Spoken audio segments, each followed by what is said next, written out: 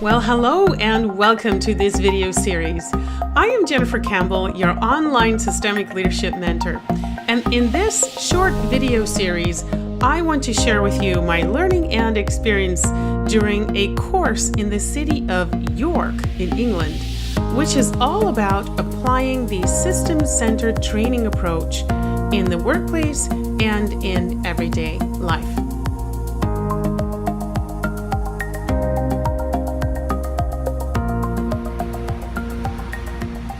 Well, hello. Thank you for tuning into this video. Today is a very special day. It's the last day of my Making Work Roles Work training here, and we just finished off. And it's also a very special day because today is my dad's birthday, and he's no longer with us. He passed away. And it was very interesting to work with those two facts, that it's his birthday and that he's no longer here. And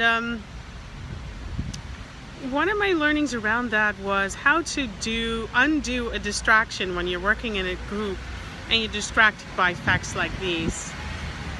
And what I learned is that it's important to bring them in the group, but do so one by one. So yeah, when we start to work, we usually center in system-centered training, and that is to really focus on being in the here and now and stepping into your member role of the group before we start the process of subgrouping. And I had a distraction, so that was taking me out of the group. And I had a tendency to just name all the facts around the special day that it is today for me that elicits sadness for me. But actually the first fact is something that brings me joy, which is my dad's birthday today. And what I noticed was that it's very important to not collapse facts and to explore and look at the facts one by one and see what thought, feeling, or finding yourself at the edge of the unknown it elicits in you. And yeah, I was so with the sadness that I forgot about the joy. And this is what happens in real life also. We collapse facts and we put them all in one bundle, and it becomes really complex, and it remains a distraction because the sometimes conflicting responses we have to facts take us out, and it's important to discriminate them. And that's so nice about SCT, is to discriminate differences. So one fact is different from another. One piece of information is different from the other piece of information. And to see what the different responses are to that before we can then start to integrate them. So that was a major learning for me. Another one that I already knew but experienced in a new way was bringing in the second fact that my dad passed away earlier this year, and that I was sad about that, and bringing the emotion, making space for the emotion both in your body and in the group by looking at everybody. And now if you're not used to doing this, this may have a particular effect on you, this information that I'm sharing with you.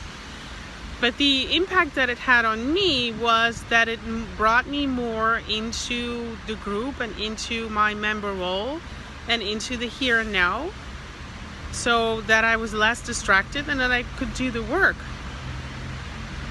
And this is also what happens a lot in the work context and in daily life, that you're so sucked into a distraction or sucked into the emotion of your inner system that it's difficult to then focus on your work role or focus on the role that you need to fulfill in the context that you are in at that moment. And it's normal that it happens. It's very useful that it's human that it happens, but it's also very useful to discriminate and integrate differences so that you can then take up your role and develop and work on the context goal. So very important learning for me around that today. And I have many more learnings from today, but I have run out of time when it comes to recording them in this beautiful museum garden park.